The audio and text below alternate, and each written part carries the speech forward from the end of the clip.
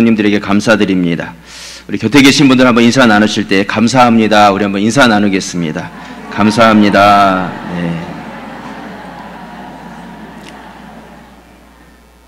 네, 감사합니다. 이창용 씨라는 분이 생명의 삶에 썼던 글입니다. 아내가 첫 아이를 출산한 뒤에 걱정거리가 생겼습니다. 한번 잠들면 옆에서 불이 나도 모르는 잠버릇 때문입니다. 만약 깊은 밤에 갑자기 딸이 우는데도 잠에 빠져 있을 저를 생각하니 심각했습니다. 그래서 하나님께 기도했습니다. 하나님이 저의 잠기를 좀 밝게 해주셔서 시은이의 울음소리를 잘 들을 수 있게 해주세요. 그렇게 기도하는데 문득 스쳐 지나가는 분이 있었습니다. 바로 어머니였습니다. 어머니는 귀가 들리지 않는 청각 장애인입니다. 장기만 어두워도 이렇게 답답한데 귀가 들리지 않는 어머니는 얼마나 답답하셨을까. 그런데도 우리 삼형제를 남부럽지 않게 키우셨습니다. 어머니는 제가 잠들었을 때 그 옆에 누워 당신의 모든 감각을 여시고 숨 쉴 때 나오는 콧바람을 느끼시고 작은 뒤척임에도 잠에서 깨셨을 것입니다. 이렇게 삼형제를 키우시며 몇 년 동안 뜬 눈으로 밤을 지새웠을 어머니를 생각하니 온몸에서 전율이 느껴졌습니다. 여러분, 어머니는 위대한 존재입니다. 그렇다고 아버지를 무시하는 건 아닙니다. 모든 부모님들은 다 위대합니다. 여러분, 우리 기독교는요, 효의 종교입니다. 항상 부모를 공경하고 순종할 것을 말씀하고 있습니다. 구약에서는 부모를 공경하지 않는 자녀는 죽이라고 말하고요. 신약에서는 공경하는 자녀에게 땅에서 잘되고 장수할 것을 약속해 주셨습니다. 출애굽기 21장 15절 말씀에 보시면 우리 말씀을 함께 읽겠습니다. 자기 아버지나 어머니를 치는 자는 반드시 죽일지니라. 레위기 20장 9절 말씀에서는요, 우리 함께 읽겠습니다. 만일 누구든지 자기의 아버지나 어머니를 저주하는 자는 반드시 죽일지니 그가 자기의 아버지나 어머니를 저주하였은즉 그의 피가 자기에게로 돌아가리라. 아멘. 에베소서 6장 1절에서는 자녀들아 주 안에서 너희 부모에게 순종하라. 이것이 옳으니라. 내 아버지와 어머니를 공경하라. 이것은 약속 있는 첫 계명이니. 3절 우리 함께 읽겠습니다. 이로써 내가 잘되고 땅에서 장수하리라. 아멘. 여러분, 하나님께서는요, 이 땅에 우리 육신의 부모님을 두심으로 인해서 하나님을 잘 섬길 수 있도록 그렇게 하셨습니다. 어떤 분들은 하나님만 잘 섬기면 되는 거 아닙니까? 그렇게 말하는 분도 계시지만 눈에 보이는 육신의 부모도 잘 섬기지 못하는 사람이 어떻게 보이지 않는 하나님을 잘 섬길 수가 있겠습니까? 오늘 읽었던 이 본문의 말씀은 예수님께서 십자가 위에서 어머니 마리아에게 하셨던 그 말씀이 오늘 본문의 말씀입니다. 성도의 삶은 예수님을 닮아가는 삶입니다.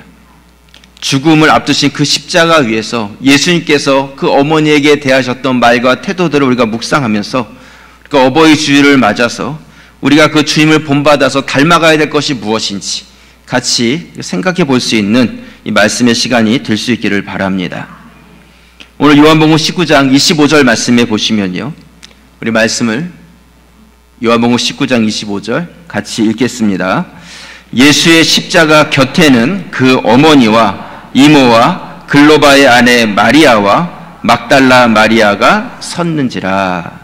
아멘. 예수님의 십자가 그 곁에 여인들이 있었습니다. 이 여인들은 십자가 곁에 있었다고 말씀합니다. 가까이 있었던 것입니다.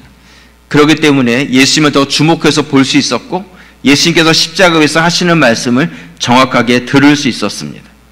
여러분, 우리는 주님 가까이 있어야 합니다. 우리가 흔히 그런 말들을 합니다. 예배 드릴 때 앞자리는 무슨 자리라고 그래요? 금자리다. 알면서 왜 뒤에 앉아 계십니까? 금자리다. 이런 말을 합니다. 여러분, 뒷자리부터 채우지 마시고 앞자리부터 채우시면 빈 뒷자리는 하나님께서 책임져 주실 것입니다. 뒷자리에 은혜가 없다는 것은 아니지만 우리가 좀 더 앞으로 나오고 또 예배에 더 집중을 하고 그러다 보면 하나님의 말씀이 더 정확하게 들려지는 그런 유익이 있습니다.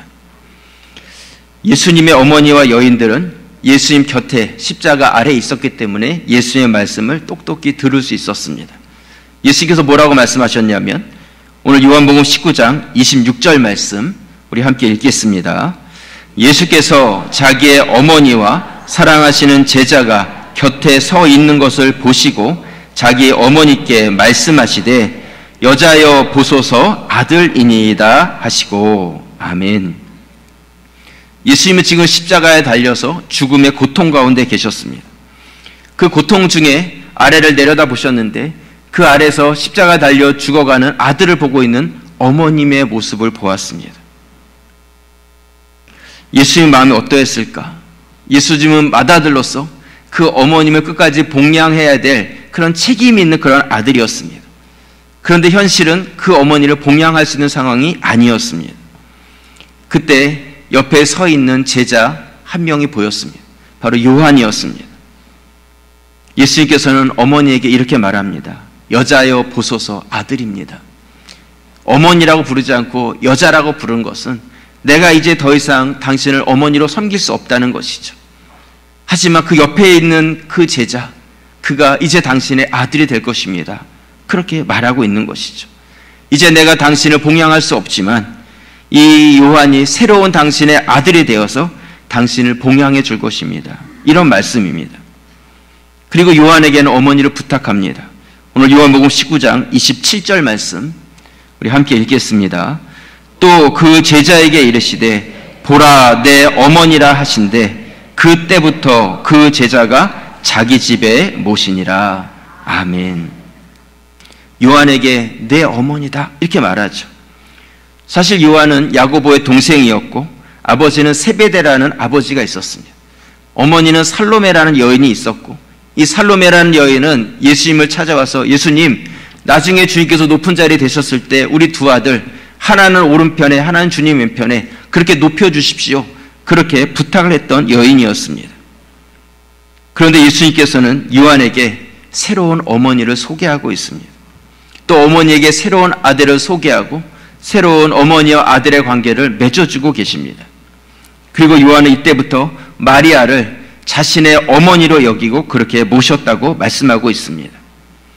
실제로 예수님의 모든 제자들은 열심히 사역하다가 일찍 순교해서 죽었습니다. 대부분의 제자들이 그렇게 순교해서 죽었는데 이 사도 요한은 노년까지 죽지 않고 그렇게 장수의 삶을 살았습니다.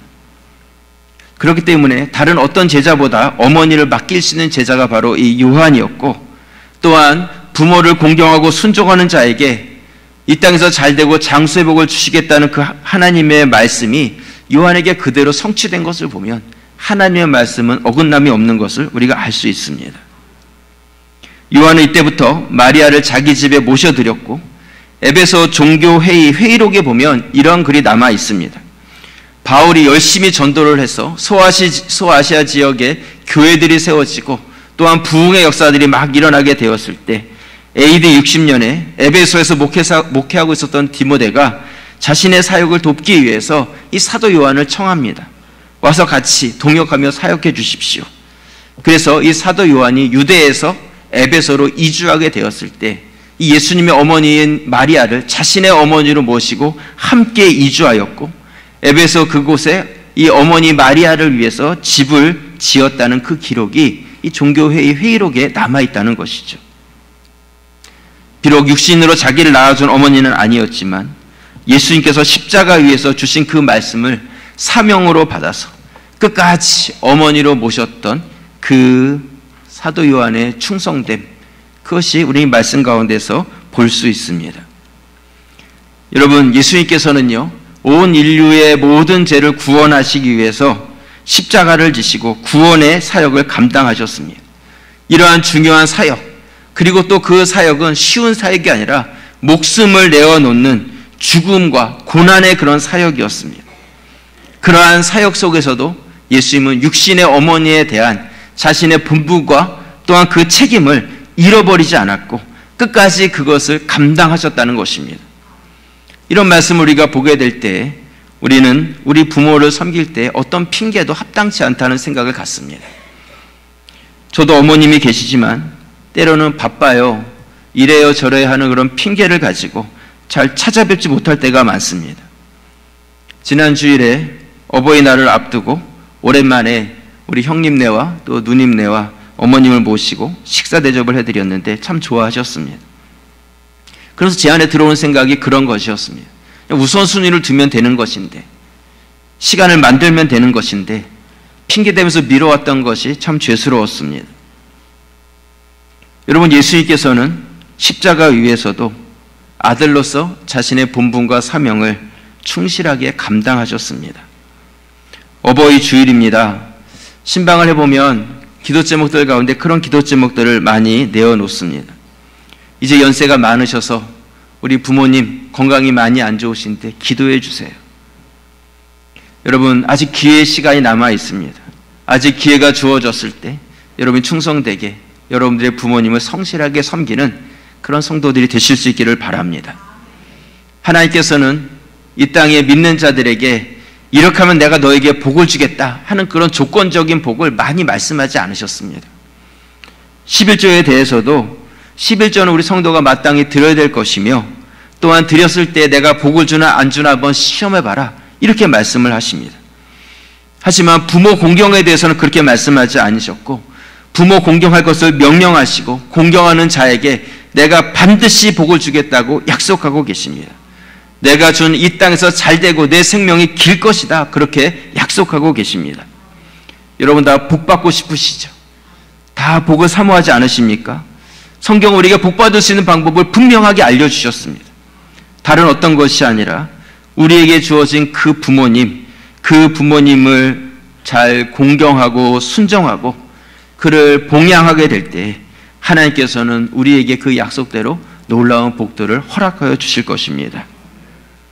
우리 모든 성도들이 부모님을 잘 섬김으로 그런 복을 받아 누리시기를 주님의 이름으로 축원합니다. 이 부모님은요, 시부모님도 포함되는 것이고 장인과 장모님도 다 포함되는 것입니다. 저는 오늘 어버이 주일을 맞이하면서 말씀을 이렇게 준비할 때에 고민이 있었습니다. 목사로서 성도에게 성경을 가지고 부모에게 잘 보살피고 섬겨야 됩니다. 이것은 성경적으로 당연한 말씀이죠. 그런데 우리 성도님들의 이렇게 모습을 이렇게 살펴보았을 때 섬기고 싶어도 섬길 수 있는 부모님이 안 계신 그런 어르신들도 우리 교회 안에 많이 계시다는 것입니다. 이런 분들에게 이런 말씀이 어떤 의미가 있을까? 그런 생각을 가졌습니다. 이런 분들에게 이 말씀이 어떻게 삶 속에 적용될 수 있을까? 그런 생각이 고민이 되었습니다.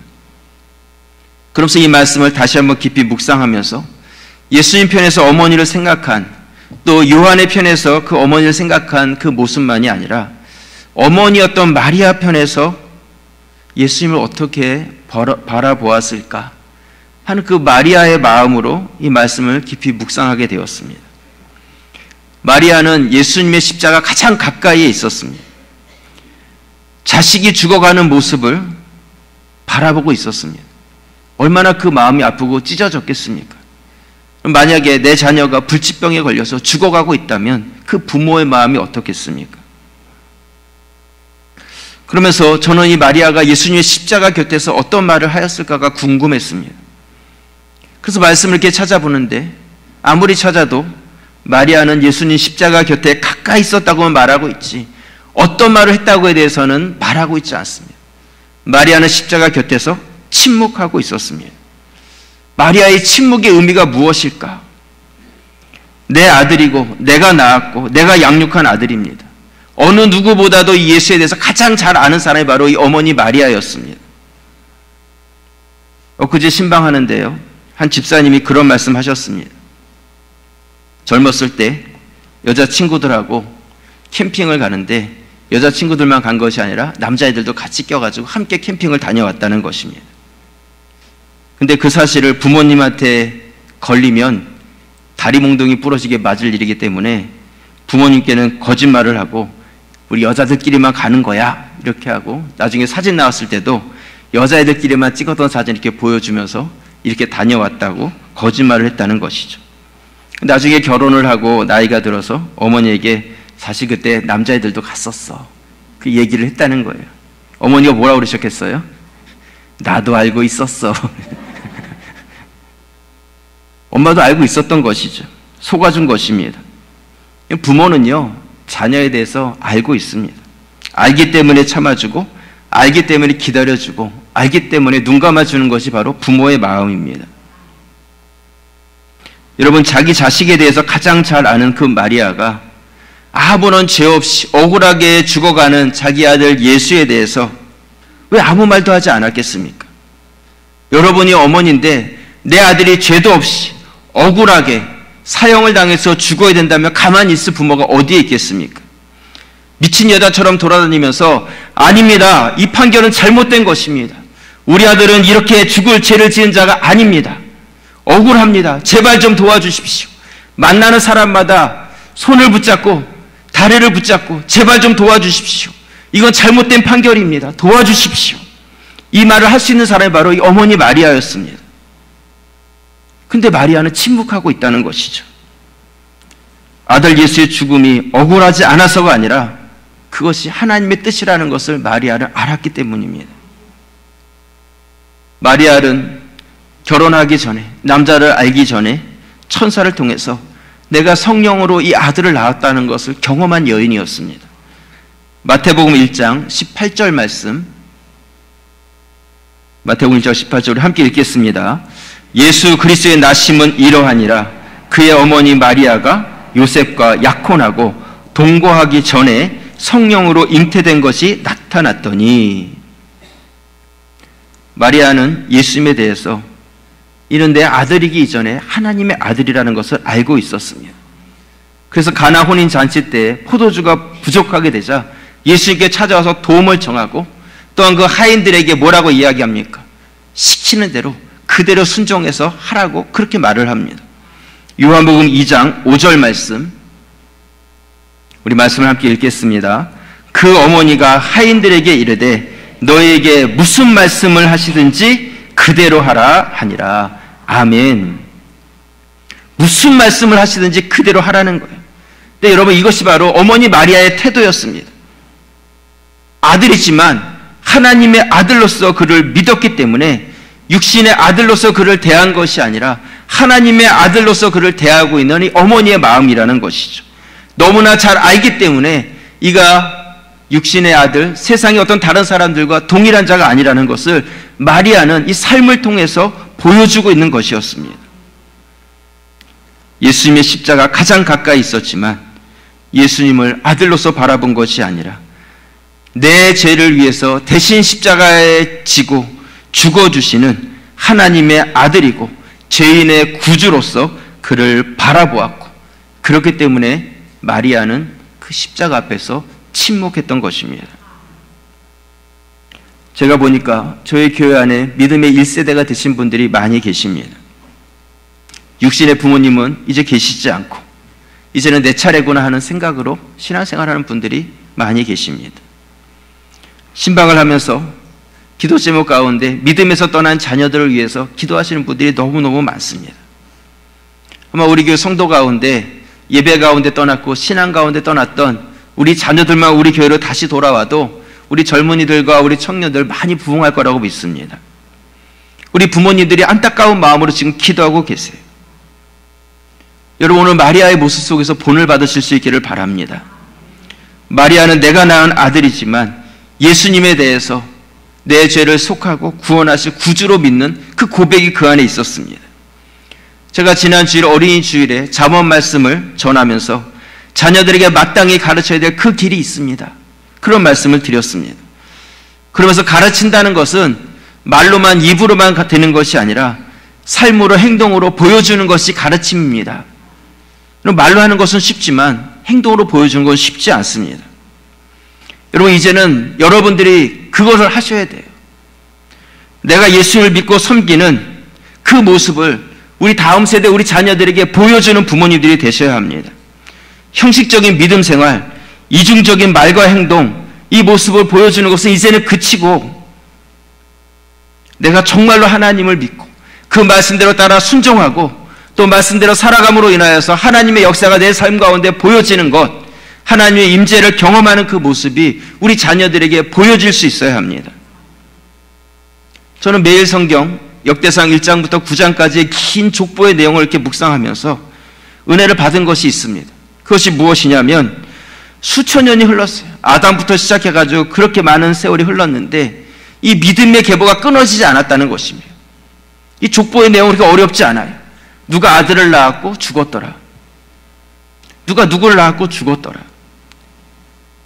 어떤 그 한 사람의 인생이 너무나 단순하게 표현되어져 있는데 그렇다면 이 사람의 인생을 어떻게 한 단어로 표현할 수 있겠는가?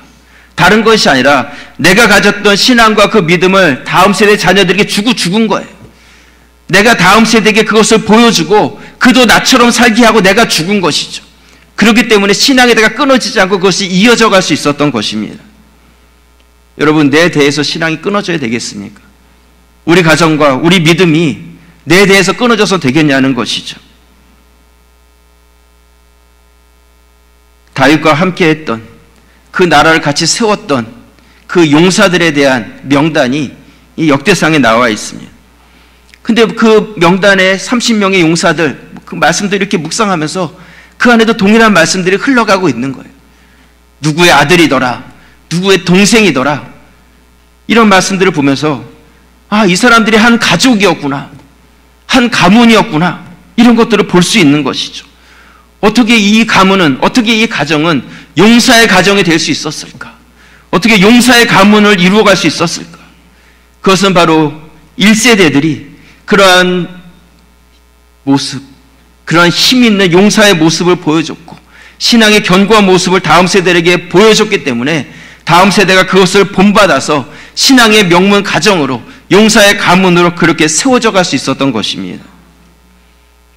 우리 신앙의 1세대 되신 여러분, 오늘 어버이날입니다. 어버이 주일이에요.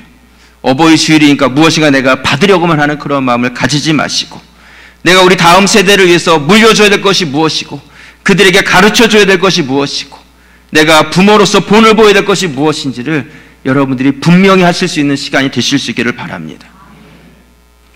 히브리서 13장 7절 말씀에 보시면요, 우리 말씀을 함께 보겠습니다. 하나님의 말씀을 너희에게 일러주고 너희를 인도하던 자들을 생각하며 그들의 행실의 결말을 주의하여 보고 그들의 믿음을 본받으라. 아멘. 너무 중요한 말씀입니다. 히브리서 기자는 뭐라고 말씀하고 있냐면 너희에게 말씀을 일러줬던 그 사람, 너희를 인도했던 그 사람의 행실과 그 행실의 결말을 주의해서 바라보고 그들의 믿음을 본받으라고 말씀하고 있습니다. 여러분 자녀들에게 말씀을 일러주고 또한 그 자녀를 교회로 이끌었던 그 사람이 누굽니까? 바로 여러분이고 부모 아니에요? 우리가 그렇게 살았지 않습니까? 우리 자녀를 교회로 이끌고 말씀을 주었던 자들이 바로 우리가 아니냐는 것이죠. 그 자녀들이 바로 여러분들의 행실의 결말을 주의하여 보고 그 믿음을 본받으라고 말씀하고 있습니다. 여러분, 우리가 해야 될 것은 여러분들의 믿음을 본받는 우리 자녀를 만들어가는 것입니다. 지금도 늦지 않았습니다. 자녀들은 여러분들의 믿음의 삶을 기억하고 본받아 살아가게 될 것입니다. 옛날 텔레비전 광고 중에 이런 광고가 있었습니다. 당신이 잠들어도 종근당의 연구실은 잠들지 않습니다. 그러면서 커다란 종이 이렇게 탁 움직이면서 종근당. 기억 못하시는 분은 젊은 분들이십니다. 늘 깨어있다는 어떤 신뢰감을 주는 그런 광고였습니다. 이 종근당 설립자인 고 이종근 회장님, 그 어머니는요, 이 독립문 영천시장에서 콩나물을 이렇게 키워가지고 매일 콩나물을 내다 파는 그러한 일을 하셨습니다. 근데 머리에 이고 콩나물을 내다 팔러 나갈 때에 먼저 교회에 들려서 항상 새벽 기도를 하고 그리고 나가서 콩나물을 팔았다고 합니다. 이분이 늘 기도하면서 가졌던 그 인생의 기도 제목이요 목표는 무엇이었냐면 이 자녀들을 믿음의 자녀로 키워서 하나님의 일꾼 되게 하는 것이 이분의 목표였다고 합니다. 그리고 훌륭한 사업가로 그 자녀를 키워냈습니다. 이 아들은 후에 매일 새벽 기도를 드리시던 그 어머님, 그것을 잊을 수 없다고 고백합니다. 그 어머님의 콩나물, 그 시루를 머리에 이고 나가시는 그 뒷모습을 잊을 수가 없는 것이죠. 내가 지금 이렇게 존재하고 있는 이유도 그 어머님의 기도 때문입니다. 그렇게 고백을 하였다고 합니다. 그래서 이분이 그 어머님을 깨웠던 그 새벽 종소리를 생각하면서 이 제약회사 이름을 종근당이라고 지었다는 것이죠. 여러분, 믿음의 본을 자녀들에게 보이면 그 본이 자녀들에게 이어가게 됩니다. 말로 하기는 쉽지만 본을 보이는 건 어렵습니다. 하지만 말로는 안 되는데 본을 보이면 됩니다. 윤미라님의 그릇을 닦으며라는 시를 전에 한번 제가 읽어드린 기억이 있습니다. 그릇을 닦는다는 것은 앞만 닦는 것이 아니라 뒤를 잘 닦는 것이라는 그런 시예요. 설거지를 하다 보면 그릇을 하나하나 포개놓게 되는데 포개놓다 보니까 앞면과 뒷면이 서로 만나게 되는 것이죠. 앞면만 깨끗하게 닦아놨는데 뒷면이 지저분하면 포개놓다 보니까 앞면까지도 다시 더러워지게 된다는 것입니다. 결국 그래서 이 그릇의 뒤를 닦는다는 것이 곧 그릇의 앞면을 닦는 것이라는 그런 내용의 시입니다. 여러분, 우리 자녀들은요, 여러분들의 앞이 아니라 뒤를 보면서 본을 받아서 자라가게 됩니다. 뒤를 보고 따라갑니다. 우리는 앞에만 치장을 해요. 거룩한 척하고 또한 잘 보이려고 그러고 예쁘려고 하고 때로는 뜯어고치기도 하고 무엇인가 다른 사람 앞에서는 이 아웃핏이 그냥 잘 보이려고만 이렇게 노력을 합니다. 하지만 그것은 그냥 그런 척하는 거예요. 우리의 뒷모습은 전혀 그렇지 않죠. 근데 우리 자녀들은 우리 아름다운 앞모습을 보는 것이 아니라 우리의 정돈되지 않은 뒷모습을 보고 있습니다.